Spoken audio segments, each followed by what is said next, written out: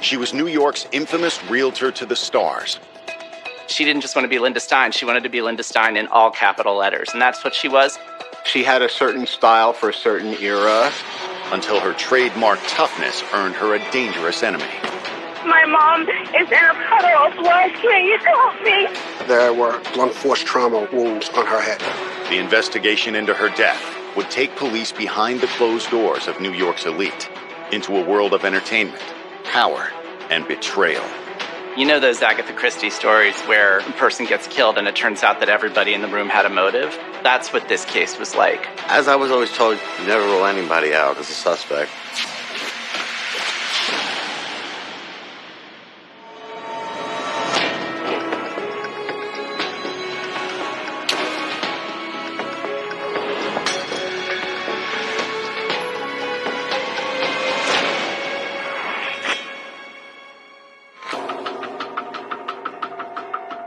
Tuesday, October 30th, 2007. It's the night before Halloween in one of New York City's most affluent neighborhoods. But for one family, a nightmare is unfolding. Just before 10:30 p.m., police receive an emergency call from a frantic young woman. Oh my God, please.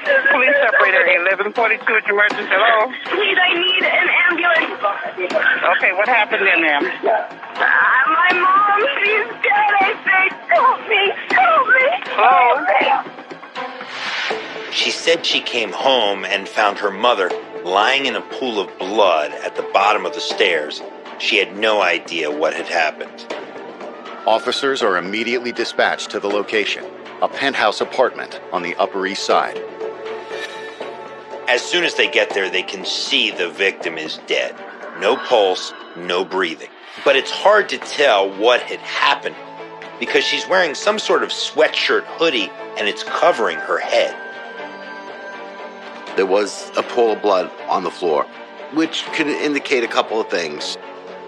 In our training, we're not allowed to touch the body, so we have to actually wait for the medical examiner. Somebody could make the assumption that she possibly could have slipped and fell and banged her head. But a closer look reveals that this was no accident. That was all pretty much put to rest when they realized there were holes in the top of the hood because of multiple blunt force injuries. This woman did not fall. Someone beat her to death. Somebody being bludgeoned to death and their body left bloody in their own apartment, that just doesn't happen on Fifth Avenue. And the identity of the victim was even more surprising. One of New York's most notable celebrities, 62-year-old Linda Stein.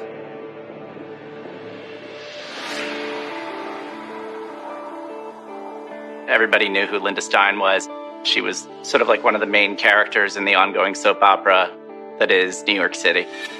You get these stories in New York of a certain period in the late 60s and early 70s of scrappy outer borough people who come into New York and seek their fortune, usually in entertainment. I'm talking about people like Neil Diamond or Carole King or Phil Spector.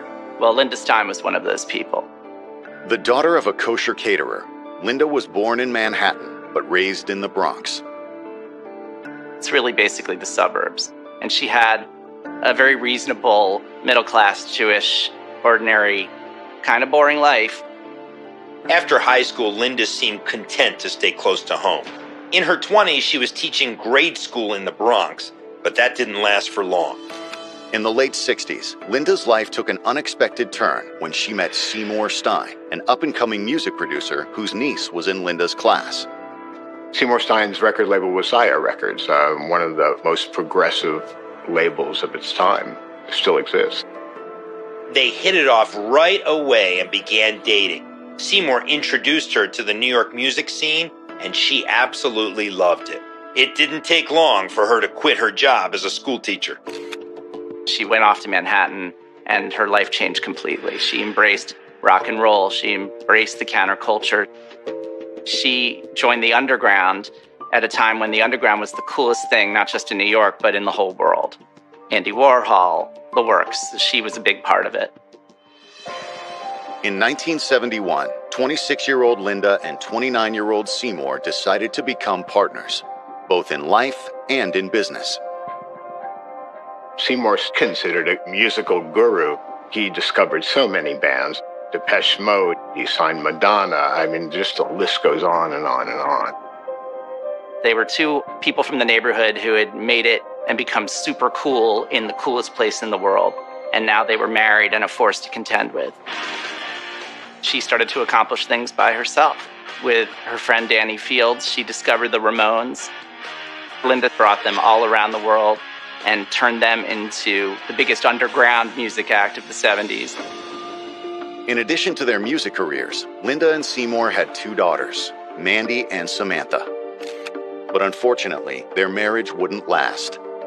The best way I could probably describe the marriage between Seymour Stein and Linda Stein is that it was kind of a 70s marriage, that even while they were married, they had extracurricular activities, that they raised a family together and remained devoted to their children, but that the marriage itself was kind of tenuous and elastic from the beginning.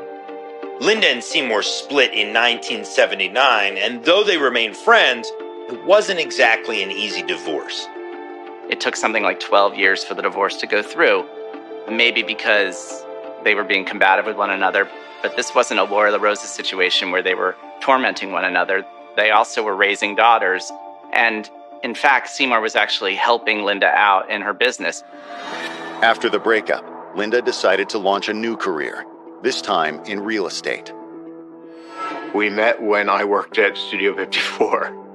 As a realtor, connections are paramount. They're the most important thing, especially in a city like New York. And Linda knew everyone. Madonna, Sting, Billy Joel, Christy Brinkley, and the list goes on and on. Linda worked so many high-profile deals that in the 80s, she eventually became known as the real estate agent to the stars. She was also regularly featured in the gossip columns. She was in Page Six 8 times in 1 year.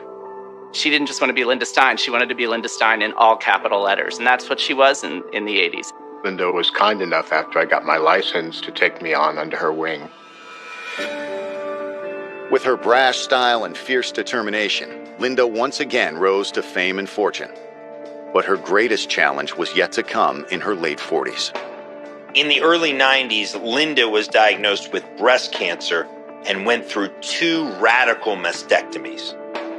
Linda was so determined to overcome any adversity.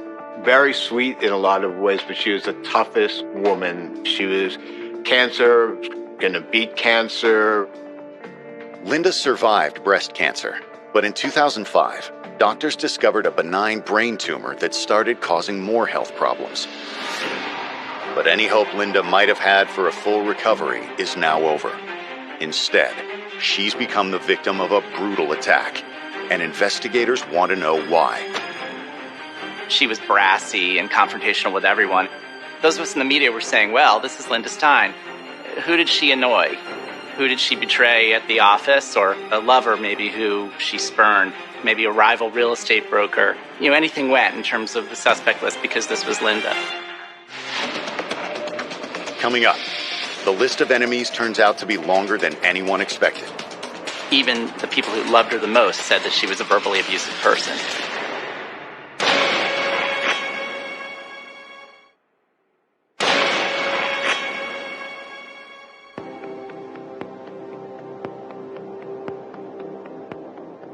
Detectives in New York City are investigating the murder of 62-year-old celebrity real estate broker Linda Stein. Their only witness is Linda's daughter Mandy, who found her body and called 911.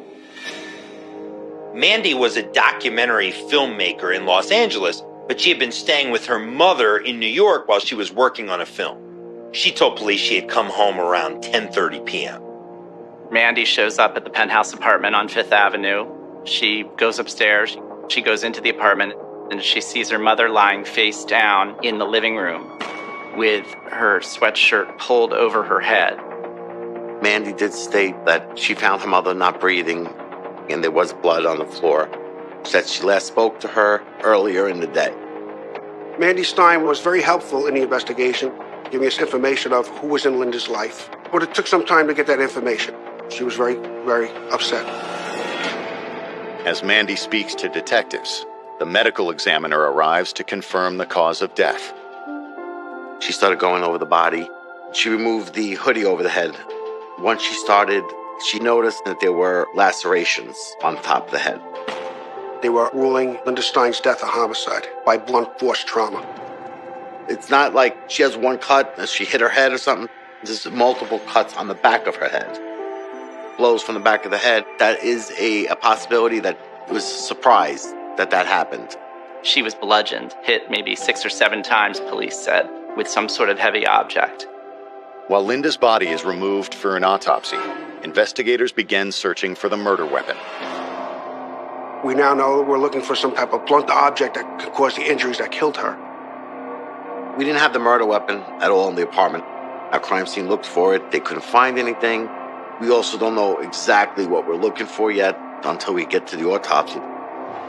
However, police do find several other clues. The fact that she had the hood over her head. I mean, in other cases, we've always taught that when somebody covers the face, it's usually because that person knows that person. There had been no forced entry and no sign of a struggle, so it appeared she let her attacker in. Usually when it's a sign of a struggle, you would see like chairs knocked down, this knocked down, something broken. We really didn't see that somebody was in the apartment with her when this happened. It didn't apparently look like a robbery, so why would somebody kill this woman? I got a call from Linda's daughters, Samantha and Mandy, very early Halloween morning, and I think it was Mandy who said to me, "Mommy's dead." And I'm like, "What? What are you talking about?" It was completely incredible. Mommy is dead, Mommy is dead. Widening their search, detectives canvass the building in the hopes that one of the residents might have seen or heard something. The neighbors were shaken because it's such a nice neighborhood. And on top of that, the building is completely secure. Pretty much nobody makes a move without knowing who came in. Fifth Avenue in New York is probably everybody's last guess at where unspeakable violent crime would take place. Unfortunately, no one described seeing anything out of the ordinary. No one in the building they didn't recognize, no strange deliveries, nothing like that. However, investigators do learn that there is a long list of people who disliked Linda.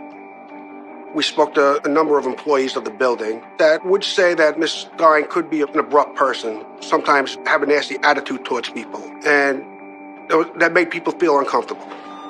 Even the people who loved her the most said that she was a verbally abusive person, said that she could be cruel to them all the time. Linda was a tough cookie. She had a certain style for a certain era. Linda could definitely, as much as I loved her, could definitely rub people the wrong way. She had a mouth, as they say. In fact, police discovered that Linda recently clashed with some of the construction workers who were renovating the building. They were putting a new roof on the building. There may have been as many as 30, 40 construction workers that were in and out all day. The crew was working directly above Linda's penthouse apartment. She often complained about the noise, and she had a shouting match with some of the workers who one day showed up at her door unannounced. They got off the wrong floor. They knocked on the door. She felt, they shouldn't even be there. Could Linda have pushed one of them too far? What we were learning is that they felt that Linda was mean to them. She would always curse them out because they were making so much noise. We were told that she would call them names. She would tell them to get the F out of here, stop making a racket. It was almost a daily thing. One thing that people were saying after Linda Stein died is maybe she finally ticked off the wrong person. Coming up, the list of suspects continues to grow. As I was always told, you never rule anybody out as a suspect.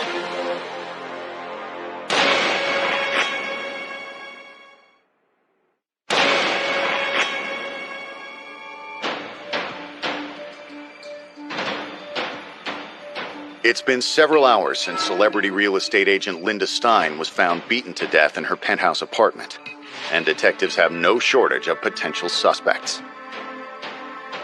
You know those Agatha Christie stories where a person gets killed and it turns out that everybody in the room had a motive? Well, that's what this case was like, only the room was the Upper East Side of Manhattan, and the real estate business and the rock and roll business At one point or another, this particular victim had made enemies of everybody in all of those worlds. We interviewed many people that are employed at the building, service-oriented people that did say that Linda Stein can be abrupt, can be nasty in the way she talks to people at times, and, avoided it. Investigators are particularly interested in speaking to a group of construction workers Linda argued with several days before. It wasn't considered a manhunt looking for a individual because we had just so much to do with the people at the building. We had enough to do without saying we're going to be looking for a certain individual. We had to go through everybody first. We spoke to the elevator operator. We spoke to the super. Police found out that construction workers used a back service elevator and could only gain access to the apartments by a back door, and even then the superintendent had to let them in. But when investigators check Linda's apartment, they find the service door bolted shut. The door was actually locked from the inside. There's only one key, and then you have the deadbolt, which there's no key for from the outside. When police tracked down all of the construction workers who had been working in the building that day, they all said none of them had ever even been inside Linda's apartment. From the interviews that were done, nobody could establish a motive that one of the workers were involved in killing Linda Stein. With the construction workers cleared, investigators turned their attention to who else was in the building that day. We started watching the surveillance footage. Once we established that it was a homicide, we did go with the super, and the super let us view the video. Since the elevator operator was able to identify everyone who came in and out of the building that day, he was able to help narrow down the search quite a bit. We spoke to him in regards to, besides Mandy, who came out before. He said it was only one other person who came in a couple times during the day, and that was Natavia Lowry. Detectives learned that 26-year-old Natavia Lowry is Linda's personal assistant, hired by the real estate company Linda worked for.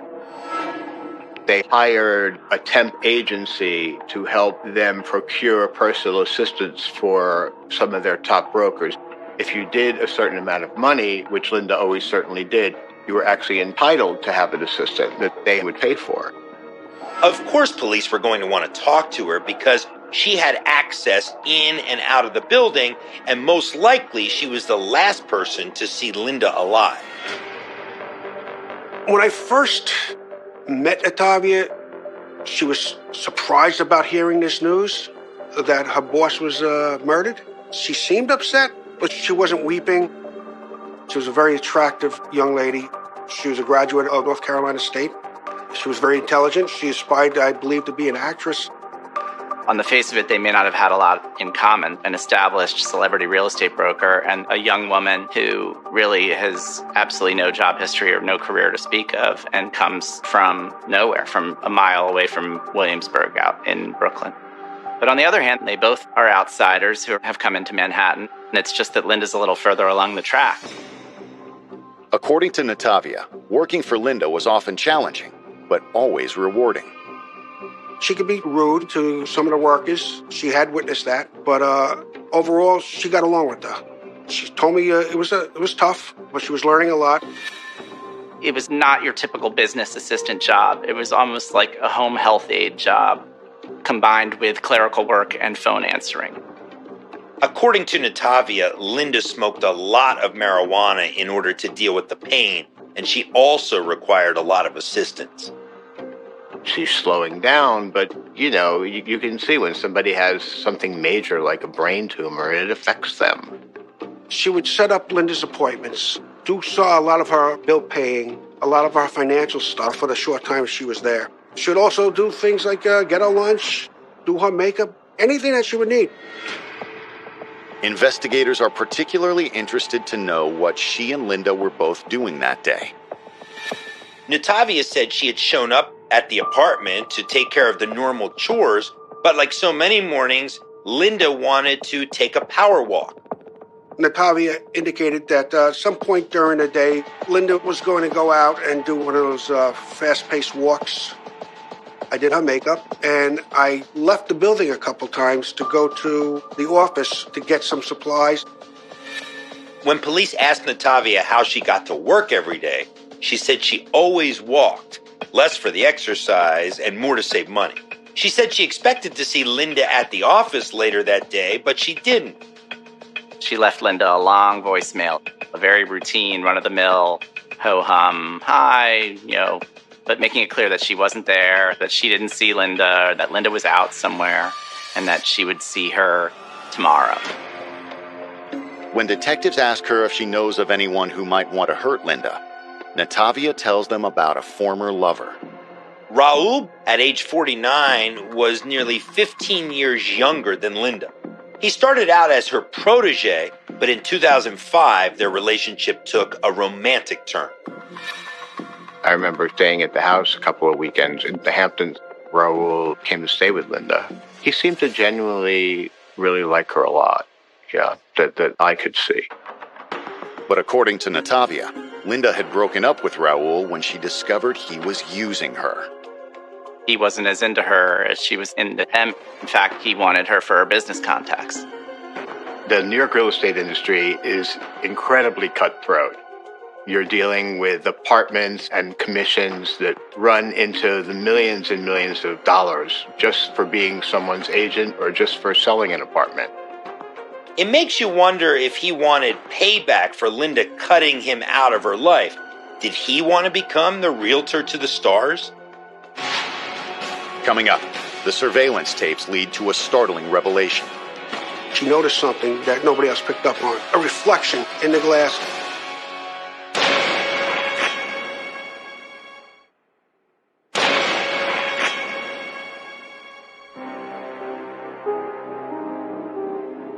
On November 2nd, 2007, Linda Stein is laid to rest. Among the mourners are some of New York's biggest celebrities. It wasn't just celebrities. All of her family and friends and coworkers from the real estate agency were there as well. The thing that I remember most of all is standing in the back in the doorway crying was Natavia Lowry. It was wrenching, really, because this was an open murder case. And nobody knew who did it. And her daughters both spoke. One spoke tearfully, the other spoke with rage about trying to find out who had done this to their mother. Linda's ex-husband, Seymour Stein, also spoke at the funeral and gave a very powerful eulogy. He was very emotional. He was in disbelief that something like this could happen. And this is years after they had been married. Linda's ex-husband and their 2 daughters are all cleared. Detectives' best remaining suspect seems to be one of Linda's former lovers, Raul, who Linda had broken up with a year prior to the murder. If he was dating Linda only for her contacts in the real estate agency, then he lost his best chance at success when Linda broke up with him. But unfortunately, he didn't pan out as a suspect either. I did interview Raul. He was eventually ruled out. He could account for his time. I could account that he wasn't in and out of the building that day based on the video surveillance. So, yes, he was one of the few personal friends that we spoke to that we ruled out as soon as we spoke to him. At that point, police were pretty much back at square one, so they went back to the security footage from the building, hoping they had missed something. Different detectives were watching 24 hours of video from 5 or 6 different cameras, 24 hours of sitting there watching. It takes time, it's tiresome. While that was going on, a forensics team went through every inch of Linda's penthouse apartment looking for clues. They did major surgery on that apartment. They were pulling door jambs off the walls, and they went into the bathroom and they pulled the entire basin going down into the drain to see if maybe somebody had left a hair or skin cells or anything that might connect Linda to someone else at the time of her death. Despite the massive effort, the team comes up empty-handed. But a few days later, police finally catch a break, thanks to one sharp-eyed investigator. She was looking at the video, and she noticed something that nobody else picked up on. The front glass door was opened by the doorman. And as it opened, it caught a reflection in the glass of Natavia getting out of a cab holding money in her hand. That was something that immediately stuck out to police because it contradicted part of her earlier statement. Discrepancy in her 2 prior statements was picked up. She had told us that she always walked wherever she went when she left the building that day of the murder, based upon what we saw on video. And it was the first time we were able to say, she's not telling us the truth about something. If Natavia had been caught on tape lying about taking a cab back to Linda's apartment that day, what else could she be lying about? When the autopsy report comes in, it contradicts another part of Natavia's story. She had stated that she put makeup on Linda before Linda left to walk to work. We had learned that her body was examined by the medical examiner's office and there were no traces of makeup on Linda that day. If it's just one of these things, you might think that she either misspoke or didn't remember correctly, but taken together, this was a major red flag.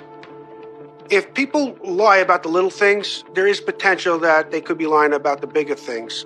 Everything needs to be investigated. On November 8th, 2007, 9 days after Linda's murder, detectives sit down with Natavia for another interview. During the interview, we asked her about being truthful, about where she went when she left the building. Her bubbly demeanor started to diminish. She started to get upset when we started asking her about where she'd been. We know you weren't walking to work. We know you got into a car. We know it was a cab. Instead of answering, she'd ask for bathroom breaks. When she came back from the bathroom, she seemed much calmer. Detectives later learned she had used that time and used her phone to text her boyfriend in Virginia. They were talking about how much they loved each other. Can't wait to see you. It's kind of interesting that that's what she would choose to do in the middle of an interview, but so be it. Since Natavia doesn't seem to be taking their questions seriously, investigators decide to turn up the heat. She started changing her story about the first interview she gave me. She started getting emotional. Natavia finally decided to come clean and tell police exactly what happened that night. And it was one hell of a story. Coming up, an unreliable witness becomes the prime suspect.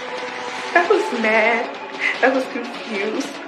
I was angry.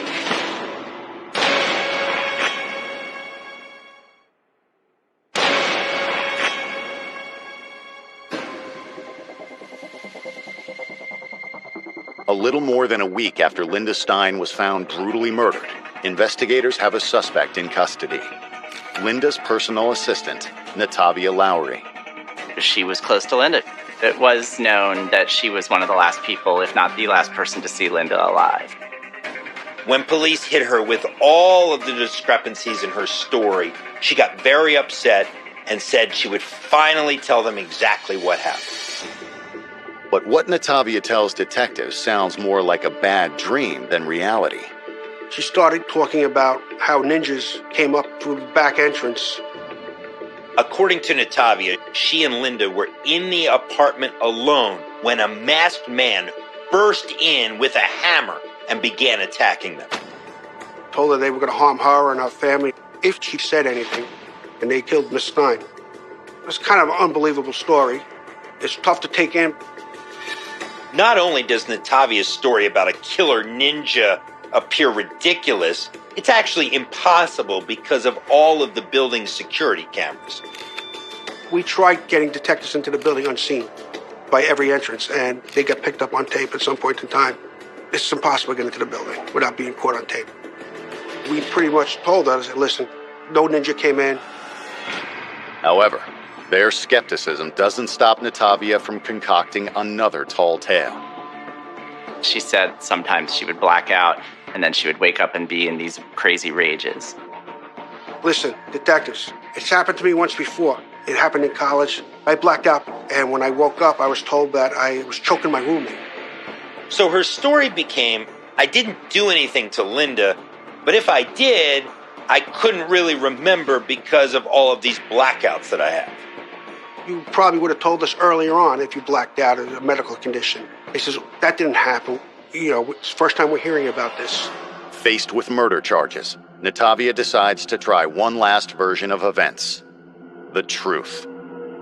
There were no ninjas or blackouts this time, but she killed Linda out of self-defense.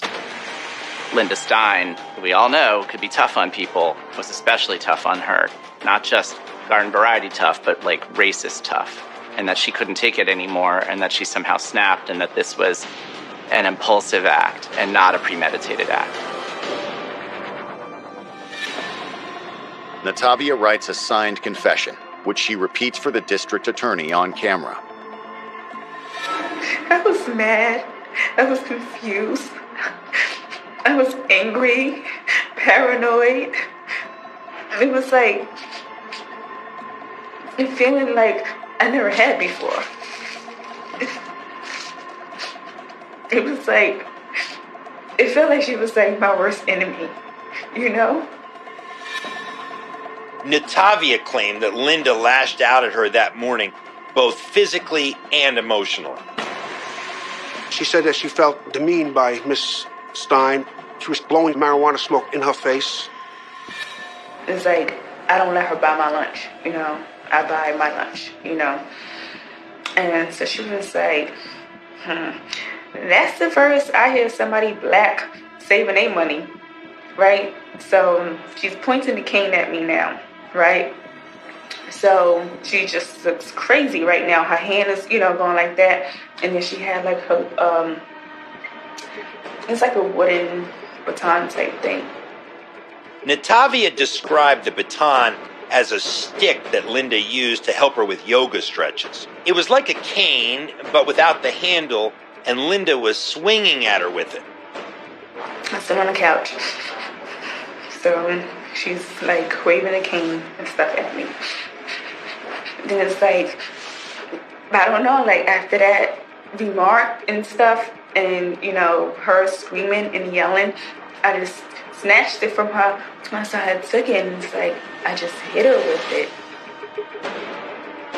She said that she snapped, that this was an emotional act because she had been so terribly abused by Linda, because Linda had blown pot smoke in her face, because Linda had made racial remarks against her.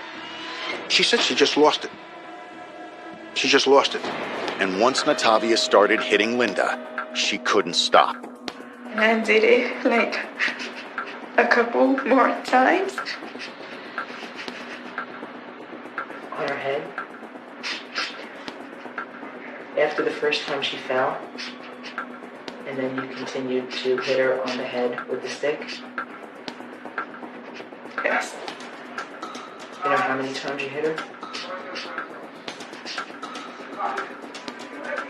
I wasn't myself. I can't count. The statement that we just taken puts the weapon in our hand, killing Miss Stein.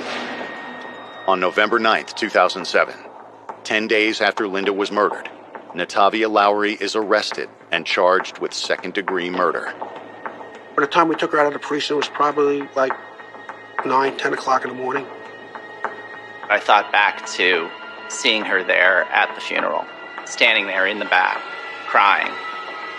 She wanted to be an actress. She was doing a great job up until a certain point. But we're better. Coming up, what appears to be an open and shut case is suddenly cast into doubt. Miss Lowry's confession should have never been obtained that way.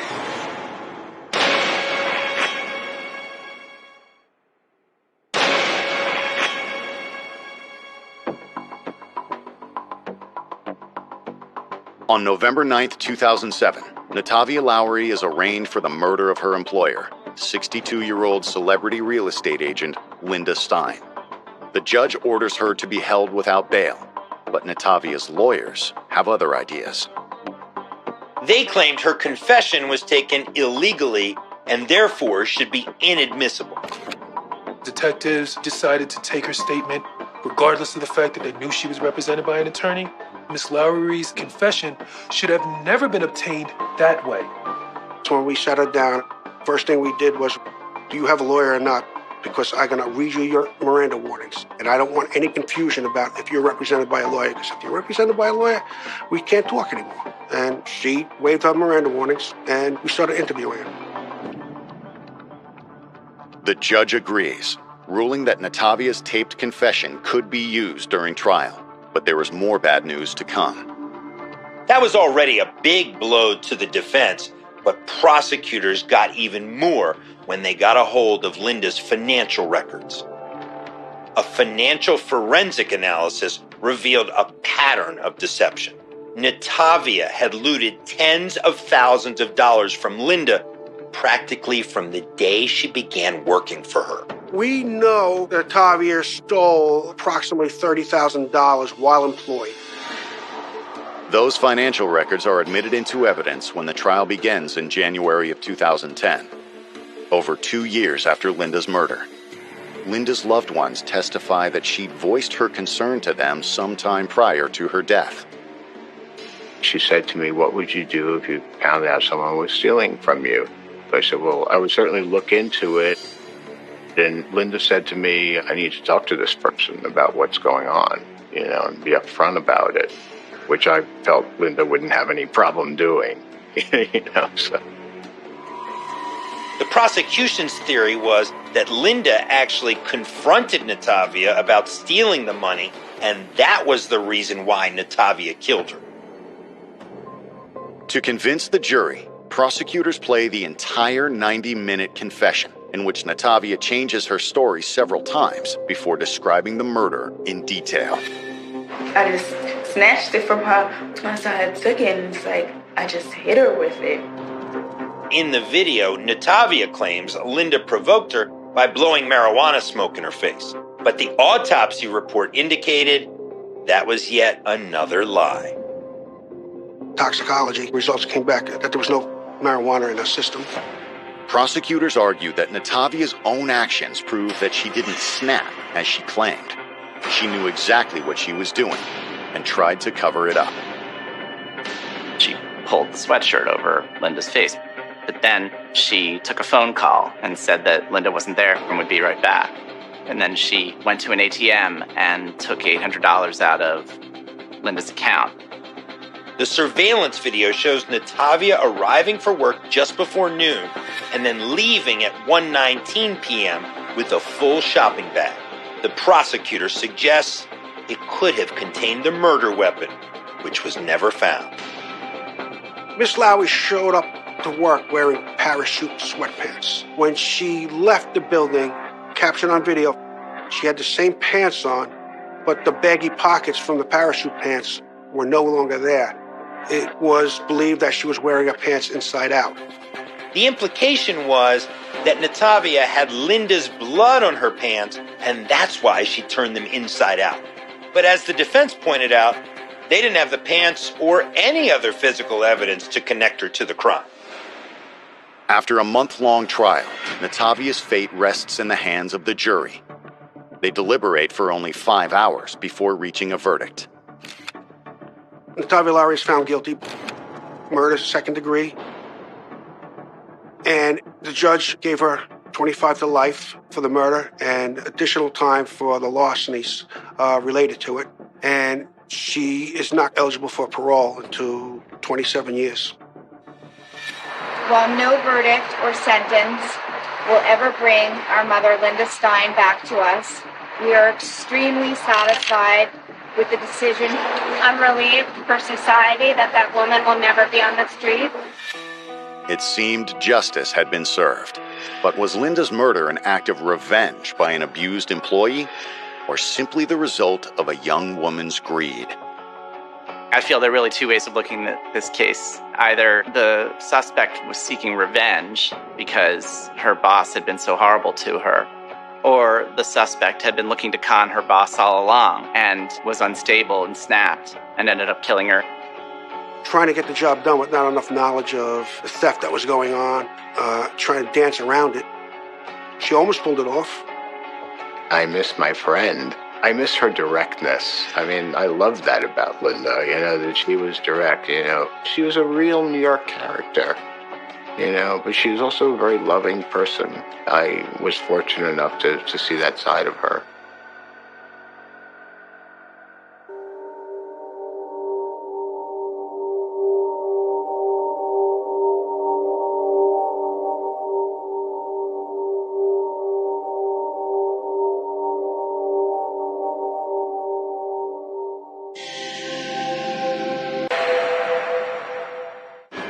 He was a beloved professor with a distinguished career. He was a plant biologist, really doing some interesting work. You could not meet a nicer person. Until an act of terror turned his university into a battleground. First thing that went through my mind is, oh no, a student has lost it and is going on a rampage. The whole world has changed in less than a minute. And in their search for answers, detectives would uncover a dark history of jealousy and revenge. It was an ego thing, it was an anger thing, this selfish arrogance, this I'm going to get my way. It was almost like something from a movie.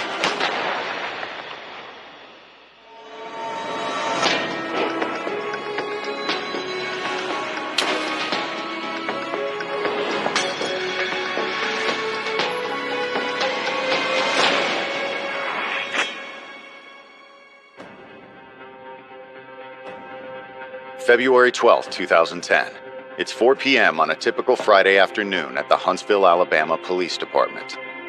The chief was out of town, and I was doing some paperwork, and we were winding down for the weekend. Until suddenly, an emergency call puts everyone on high alert. I did have an arrest that morning, and I had just finished the arrest when I heard the call come out that there was a shooting at the University of Alabama in Huntsville. The call came from somebody that was in the room. We didn't know the extent of the incident. We didn't know how many people were victims. Officers from multiple law enforcement agencies immediately converge on the location. We had the Huntsville Police Department, we had the Sheriff's Department with Madison County, we had the University of Alabama and Huntsville Police Department, we had the FBI, the Alabama State Troopers, all those different agencies responded over there. We knew when we were dispatched that it was a shooting on the third floor at the Shelby Center. While paramedics get ready to treat the victims, a SWAT team secures the building and begins a campus-wide search for the shooter. The most important mission is to go in and stop the threat and get those people medical treatment. But there are a lot of other people in the building. It's close to 200,000 square feet. And we have to clear the building and make sure that there's no other threat in the building. It was mass chaos. Nobody knew if there was one shooter, multiple shooters. In a conference room, they find a scene more suited to a battlefield than a place of higher learning. The chairs had been moved, the tables had been upended. It was chaos inside the room, and of course it was filled with blood. There were 13 people in that room. You have 3 dead and then 2 extremely seriously injured and then 1 other injured. The 3 victims are evacuated for treatment. 3 others are already dead. 52-year-old Dr. Gopi Padilla and 2 of his staff, Dr. Adriel Johnson and Dr. Maria Davis. These were some of the most beloved professors that we had on campus.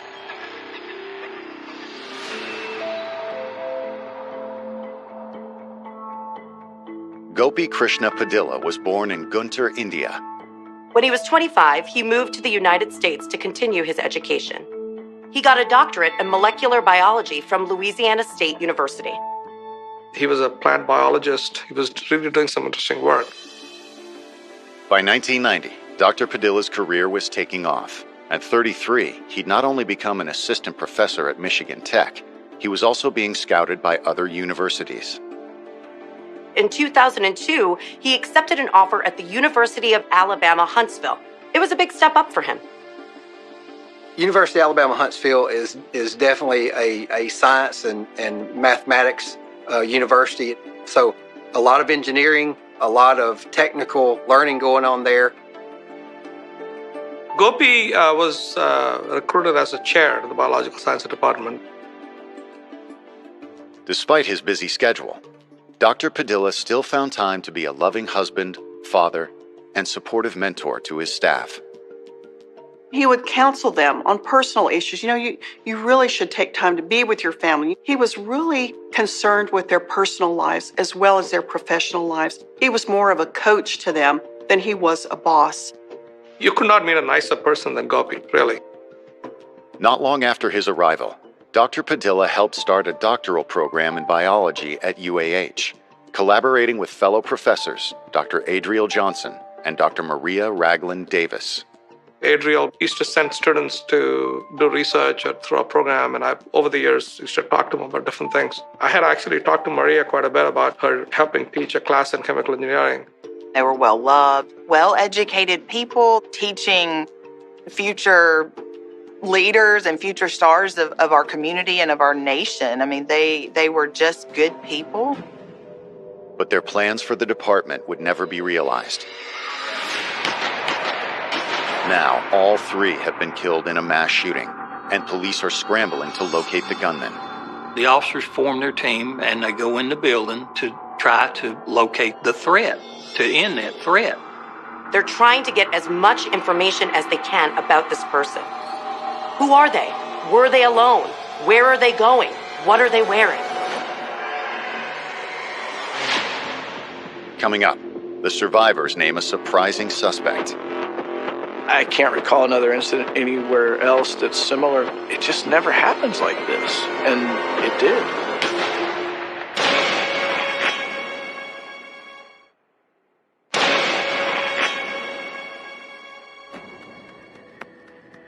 A shooting at the University of Alabama has left 3 faculty members injured and 3 dead, including the chair of the biology department, Dr. Gopi Padilla. While the survivors are being rushed to the hospital, Huntsville police are conducting a campus-wide search for the gunman. The assumption when I heard about the shooting was that it was a student who had opened fire, because that's what was happening all over the United States. Word of the tragedy quickly spreads outside the community. School shootings are a big deal because they're always shocking and always terrible. We actually had national news media calling the office because the 911 center was instructed to refer all those calls to the chief's office. I was just shocked because I knew everybody in that room. I mean, I couldn't believe that this had actually happened. There were other people in the room that escaped injury, and they did so because of their actions. When they called 911, they actually were able to give a description of her and give her name, Professor Amy Bishop. Although she was raised in Boston, Massachusetts, Amy's background was somewhat similar to Dr. Padilla. They're all very smart, very much into academics. Her father was a professor. Her mother was what we would call a city council person. They were affluent in the community. She had a brother, Seth Bishop, who was about 2 or 3 years younger than she was. They were both into music and quite gifted. She didn't have the social skills, certainly, that her brother had. And so there may have been a little bit of jealousy between the two of them. Everybody knew the smarts she had. She was a genius. She had a mind like no other. After high school, Amy attended Northeastern University, where her father taught art. Instead, she decided to major in biology. She didn't have a lot of friends, but she wound up connecting with a fellow biology major named James Anderson.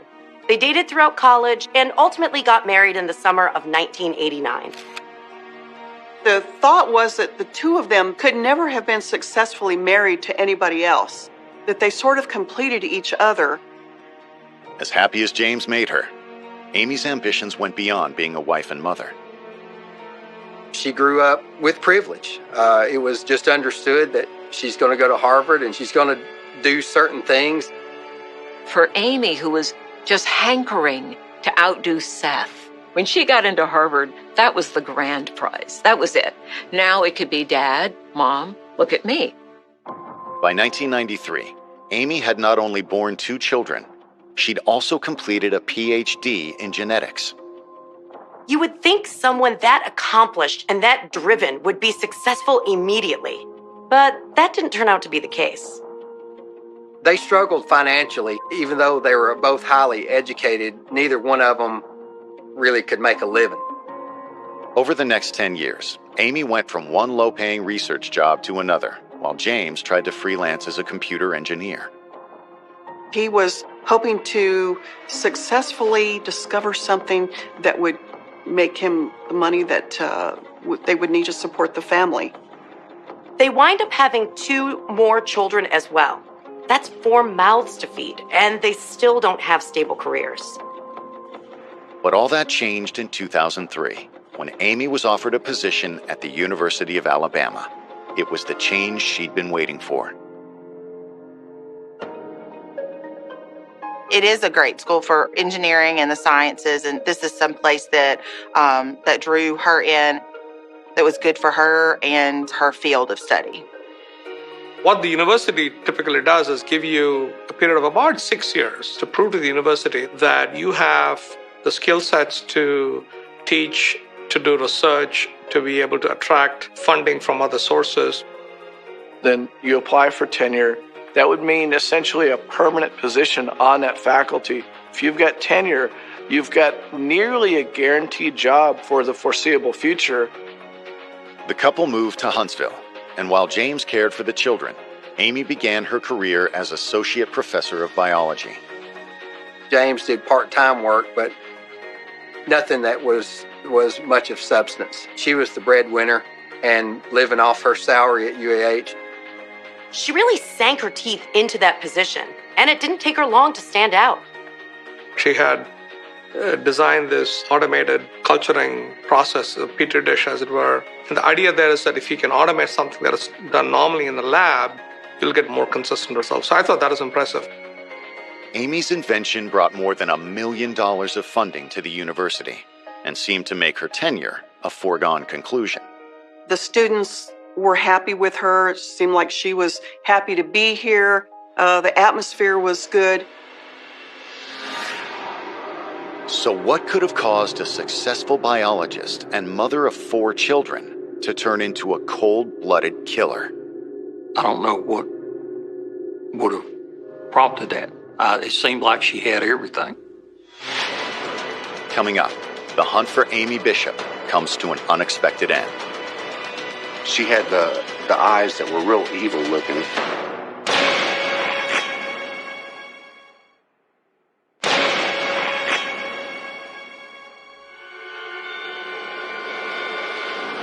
Huntsville police are conducting a campus-wide search for Professor Amy Bishop after witnesses named her as the gunman in a mass shooting that killed 3 of her colleagues.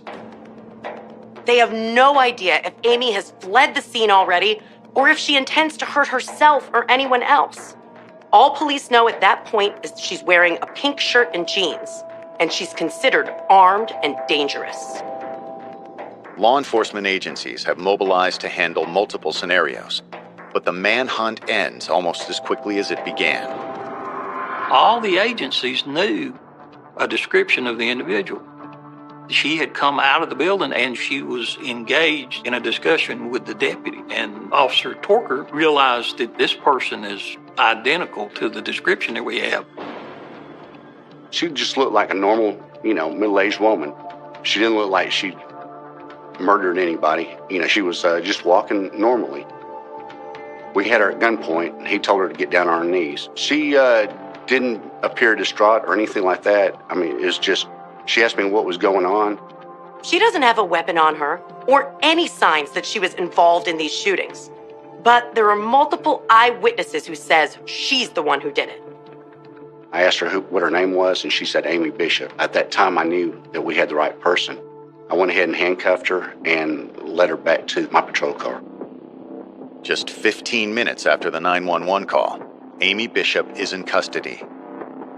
She immediately began saying, "This didn't happen. I don't know what y'all are talking about. No, they're still alive." It didn't happen. There's no way. They're still alive. As the officers take Amy into custody, her husband James arrives. And when they tell him why his wife is being arrested, he seems confused. He says Amy asked him to pick her up from work, and he has no idea what's going on. They arrest him too because they weren't sure if he had something to do with this. We detained them, both of them, separately, and took them down to the precinct to be interviewed. Amy and James both deny any involvement in the shooting, but a search of the biology building turns up some damning evidence. Police find a 9mm handgun and a woman's bloody coat stuffed into a garbage can in a restroom on the 2nd floor. And inside the conference room, they find a bag with a 9mm gun clip in it. They run a background search on the gun, and it turns out it's registered to James Anderson. Any doubts you might have had at that point immediately go away. Amy is charged with 3 counts of murder and attempted murder. It's unclear whether James is an accomplice or just trying to protect his wife, but police have no choice but to let him go. We all felt like that he knew a whole lot more than what he was letting on, but we just could not, we just couldn't connect him enough to charge him. James acts like he has no idea why Amy might have done this, and she's refusing to talk. But her colleagues have plenty to say about her. When we started looking at the background and trying to figure out what the motive was for what she did, it turns out that she had been struggling for a while. Colleagues tell police that after her early success, Amy seemed to take career advancement for granted, and it wasn't working out well for her. She had been there a few years. Things were not going the way she wanted them to go as far as her career there. She wasn't accomplishing maybe what she needed to for tenure, that the mood sort of started to change. She had several papers that were not probably up to par. They say Amy's attitude wasn't winning her any friends in the department either. She was extremely arrogant and that she was better than they were in her own eyes, and that rubbed a lot of people the wrong way. She would introduce herself as, "I'm Dr. Amy Bishop, Harvard educated." And so that was her defining everything about her, was that she was Harvard educated. In the spring of 2009, after 6 years at the university, Amy's bid for tenure finally arrived. She had gone on a kind of a political campaign around her colleagues, trying to basically force them into saying whether or not they were going to support her or not. She was denied. If you were denied tenure at not the biggest, best-known school in the country, despite your Harvard degree, you're going to scramble to find the next job. The fact that she didn't get all the recognition that she probably thought she would get because she's a Harvard grad. I can only imagine the anger, the resentment. Gopi was prepared to help her also go through the process and whatever she needed as she moved on. He was a really nice fellow. But Amy refused to accept defeat. She appealed the decision and spent months trying to get the administration to change their mind. You can almost feel the pressure in her just building. Nobody's going to treat me this way. Nobody treats Amy Bishop this way, and I'm not going to stand for it. She had gone to a shooting range and practiced, and she was talking to her students about practicing and how much she enjoyed shooting. By February of 2010, Amy had received notification that her final appeal had been denied. For Amy Bishop, the jig was up as far as her continued employment at UAH. It seems plain that she felt aggrieved, and these are the people who had wronged her. But if Amy wanted payback, why shoot 6 of her coworkers and leave the others unscathed? I think she had 8 or 9 rounds still in the magazine. You have to wonder if she was targeting Dr. Gopi and the others were just in the way. Or maybe she just snapped.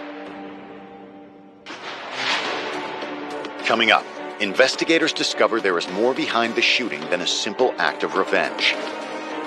It shakes you when your own teacher is capable of such horrendous acts.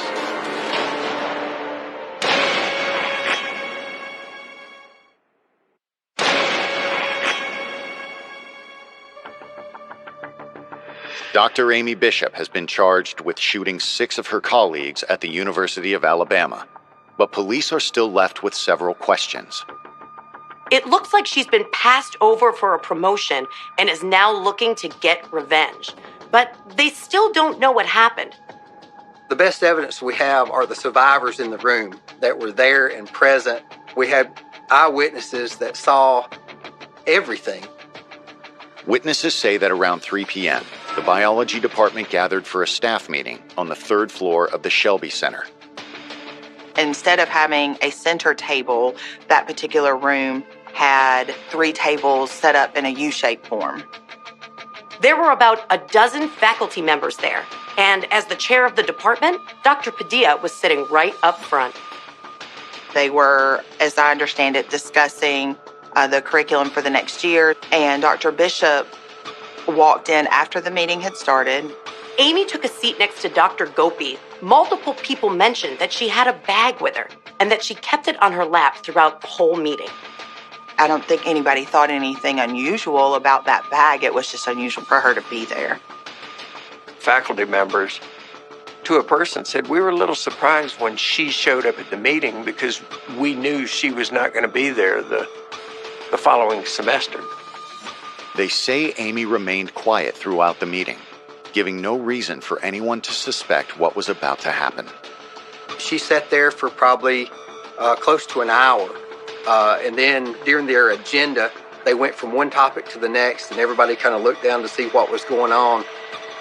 She got up and she pulled out of her bag a 9mm Ruger, and she started shooting. Doctors Padilla, Johnson, and Davis were her first targets. They all died instantly. She was just going around the room, just very calmly, like she knew exactly what she was doing. As she's shooting everyone, it's chaos, as you can imagine, in the room.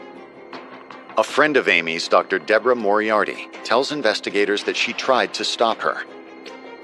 Dr. Moriarty was across at least 2 tables away from Amy Bishop. When the shooting started, she was not in her immediate sight, so she ducked under the table. She was grabbing at Amy's ankles, trying to get her to fall, to stop. And she kept pleading with her. You know my family. I know your family. Don't do this. You don't have to do this. But instead of listening to Deborah's pleas, Amy tried to kill her too. Amy Bishop pointed the gun at her point blank and pulled the trigger. Wouldn't fire. Just click, click, click. The gun was still jammed. She was still pulling the trigger. She grabs Amy, pushes her out of the room, locks the door, and then everyone else comes and starts barricading the door behind her. It was as heroic an action that as you would ever see. It was all over within about 40 seconds.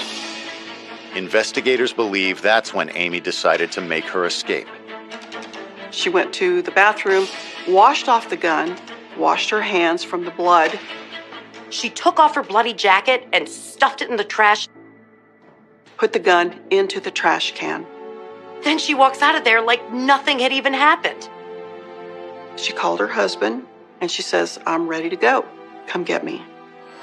But Amy's colleagues tell police her motive couldn't have been as simple as revenge, because the people she shot were the only ones in the department who supported her. Dr. Padilla, the department chair, and the others actually supported her tenure. They were in the minority of folks who wanted her to get tenure. These gentle, smart people. A lot of them stuck up for her. That's what's shocking to me, frankly. To turn against the very people who were going to help her was just... I still have a hard time imagining that right now. It's like, why would you do that? The magazine was fully loaded, so she had 16 rounds in the gun, and then she had another 15 rounds in a magazine in her purse. So she had 31 rounds for 13 people. Had it not malfunctioned, who knows what would have gone on.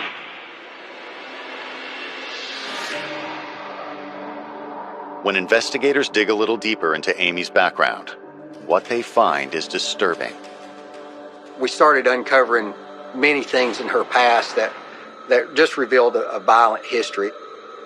The first thing they come across is an arrest record from Massachusetts, where Amy was living before she took the job at UAH. In 2002, she went out to breakfast with her family and got into an argument with another mother there who apparently took the last booster seat for her kid. When Amy came in, she demanded that booster seat. She started cursing at this woman, using a lot of profanity, and she slugs the woman and then starts out the door and hits somebody else on the way out. So the police arrest her. Amy was charged with assault and battery. She pled guilty and was placed on probation. Prosecutors apparently recommended anger management classes. But that wasn't the only time Amy had resorted to violence. They come across a report from 1993 when they were still in Chicago. And this time, it's even worse. Amy was working in a department at Children's Hospital, and she was having trouble getting along with her colleagues. One of her former professors had given her a bad evaluation, and she had gone and confronted the professor and said, "You better change your evaluation or else." And he said, "I'm sticking by my evaluation." A few days later, Amy's professor had come home to a mysterious package on his front porch. It turned out to be a pipe bomb. It didn't go off, thank the Lord, but the interesting thing about the pipe bomb, the powder, the black powder inside of it can only be purchased in one place. They traced it back to one place here in Alabama. So she was a suspect. The evidence was strong enough, but probably not enough to get a conviction in the pipe bombing. No charges were ever brought against Amy Bishop, but to investigators, a clear pattern is emerging. This selfish arrogance, this I'm going to get my way, you are not going to interfere with me and my goals and what I want, that certainly was there with her all along. She was one of those people who just didn't see people as people. They were more objects to be moved around on the chessboard so she could win the game and get what she wanted. Coming up, a 24-year-old case sheds new light on the mind of a killer. She got away with it once. Something in her psyche said, doesn't matter, I can pick up a gun again. I believe that she is as evil a person as I've ever seen.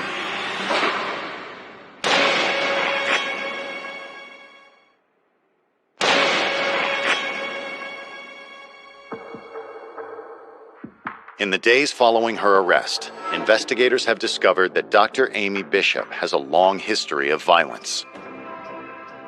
But one crime in particular stands out: a shooting back in 1986. When Amy was 21 years old, her brother Seth was shot and killed. Turns out, Amy was the one who shot him. Her brother was 18 at the time, and by all accounts, he was the star of the family, and really the brighter and better one of the two children. Everybody loved him, and so there may have been a little bit of jealousy. According to the statement she gave police at the time, Amy had been left alone in her parents' house after an argument. The father had fussed at both of the children about leaving their things on the floor. Amy had smarted off to him, and she went off to her room. Her brother apparently went to go get groceries, and then her mother went to ride horses at the stable. Then her father left as well. Amy said that she'd been scared because the house was broken into the year before, so she decided to take precautions. She went and got her father's shotgun, and she loaded it. And it's a pump shotgun. With a pump shotgun, you actually have to rack that round to get it ready to shoot it. She claimed that it went off by itself. She laid the shotgun on the bed, she wasn't anywhere near it, and it blew a hole into the wall of her bedroom. A little while later, Amy's mother and her brother returned home. She went down into the kitchen carrying the shotgun. She said that she didn't know how to unload it, so that's why she was bringing it to him. Her brother is standing in the kitchen with her mother, and she's got it leveled at him, and they're talking. They both said, "Be careful, you're going to shoot somebody." And her brother said, "You need to point it up in the air." Both Amy and her mother would later tell police that the gun went off accidentally. The next thing she knows, she cuts him in half right in the kitchen with the shotgun. Amy's mother immediately calls 911, and her father arrives about the same time the paramedics do. But it's already too late. There's nothing that can be done for him. it destroyed his heart. And so he bled out. At the time, Massachusetts police ruled his death a tragic accident. But after the shooting in Alabama, investigators in Massachusetts decide to take a second look at the 1986 shooting report. None of it really makes any sense when you look at guns don't go off unless you pull the trigger. You can accidentally pull the trigger and not mean for it to go off, which could explain the first shot. But she racks the round again before she walked downstairs to accidentally pull the trigger again while it's pointed at her brother. They began to reopen the investigation, and as prosecutors began to dig into that, they found anomalies in how the case was handled. They also discover some significant details from that day had been mysteriously left out. It turns out the shooting didn't happen exactly as it was described. After the gun went off, Amy ran out of the house and into the street. There was a woman driving by. Amy pointed the shotgun at the driver and wanted to commandeer her car. She says, "My husband is trying to kill me. I need to get away," which, of course, made no sense whatsoever. The woman drove off and called 911. She runs down to the local Ford dealership where there's a couple of guys working back in the garage, levels the shotgun on them, and says, "I need a car." Officers responding to the 911 call managed to arrest Amy at the car dealership. But once again, no charges were filed. Why she wasn't charged with the other incidents that happened on that same day, everybody has asked that question since. All those things are intentional acts, down to racking the round, pulling the trigger, and then taking off and coming up with a story at the Ford dealership. None of it holds water as far as it being an accident. No matter how she got away with it, Alabama detectives are convinced the shooting gave Amy Bishop a taste for vengeance.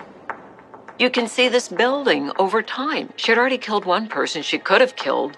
The professor with the pipe bomb, he was just lucky. It didn't go off. Amy was a ticking time bomb herself. Massachusetts police agree.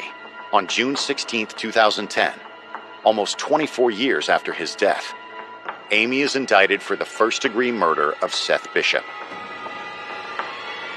People got angry. Why is it that the people that hired her was not aware of this fact? When she's arrested, she uses the name Anderson, her married name. But when they do the background check on Bishop, they find that she's got a clean slate. If you've got an amazing credential from an amazing university, you're a woman and a mother, people are much more reluctant to believe you also may be a mass murderer. Unfortunately, our packages sometimes fool us. Now, Amy Bishop faces 3 murder charges for her colleagues at the University of Alabama, Huntsville, and an additional murder charge for her brother's death in Massachusetts. Coming up, Amy's defense strategy gives prosecutors cause for concern. She had good lawyers. You knew it was going to be a real fight. There was probably a big part of her that felt like she would beat this.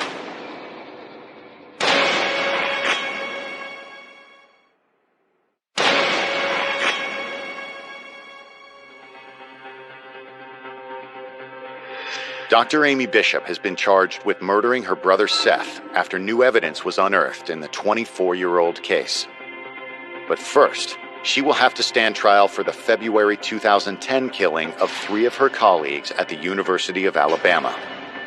If the proposition is, can we prove she did it? It's as strong as you could ever hope for. We had eyewitnesses in the room that saw her do the shooting.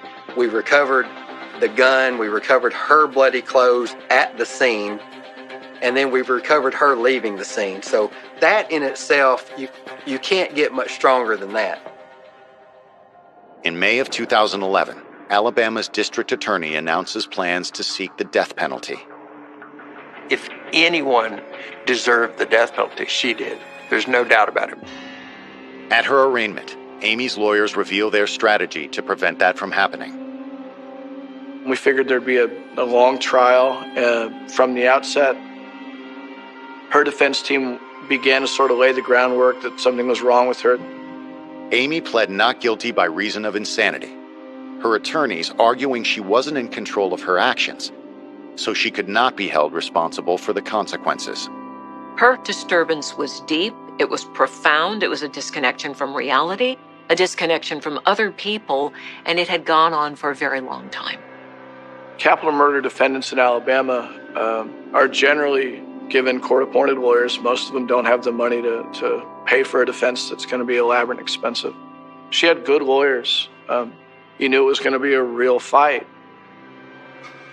All the while, Amy's husband remains loyal to his wife. Her husband had been living in that with her for so long, it became in some way normal for him. He didn't think she was crazy because it was his reality. But prosecutors aren't buying Amy's act. The thing about a mental defense in our state is you have to be suffering from a severe mental illness, and you have to be suffering so bad that you do not know right from wrong. The pre-planning of I'm going to the shooting range and working on everything, it's hard to say, well, I didn't know right from wrong. She knew what she was doing. She knew what she did was wrong. She tried to cover it up. She had a plan. Her trial is scheduled for September 10th, 2012, which gives prosecutors plenty of time to gather additional evidence. She was held in the jail leading up to the trial of this case, and so there were hours and hours of jail calls, and we listened to a lot of them. They definitely indicate a woman who is in charge of her faculties. Make sure you do this with the insurance policy, and you take care of this with the kids. And the person who was just so confused earlier was very much drill sergeant about here's what we do next. A pretty significant contrast. Their defense would have been dead in the water. We had so much material off those jail phone calls, it was a gold mine. I think it would have been pretty clear to a jury that she's not legally insane. But as Amy's trial approaches, the state faces more opposition to the death penalty, this time from the most unlikely place. We had a meeting with the victims' families, the ones who had lost their loved ones. They came and requested that we not seek the death penalty. Maybe they decided that she had 4 young children. Maybe that would be too horrible for them as well. They had the compassion. I got to tell you, I've never encountered that before in my career. There's nobody on the planet who wants the death penalty more than your victim's family. I've never had it any other way until I got to this case. So instead, the district attorney decides to offer Amy a deal. In exchange for a guilty plea, she'd receive life in prison without the possibility of parole.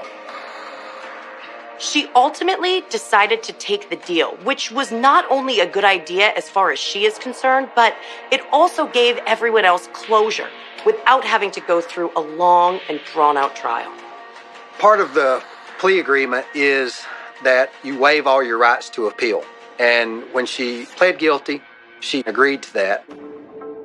It was dramatic just because it was sort of the end of the road in this bizarre and tangled and sad case. Since Amy will be spending the rest of her life in Alabama's Julia Tutwiler Prison for Women, authorities in Massachusetts decide not to prosecute her for the murder of Seth Bishop. I think the fact that she will never get out of prison is a good thing. I think the punishment seems just. She deserves every second she spends down at Tutwiler, and I don't think that anybody down there cares that she went to Harvard. A disturbed woman's need for revenge had destroyed several families, including her own, and robbed a university of some of their best and brightest. When you lose a huge portion of your entire department in one day, it's hard to come back from. This was a huge loss. 2 of the survivors suffered years of post-traumatic stress, blindness in one eye, and brain injury. Since then, one of the survivors has passed away.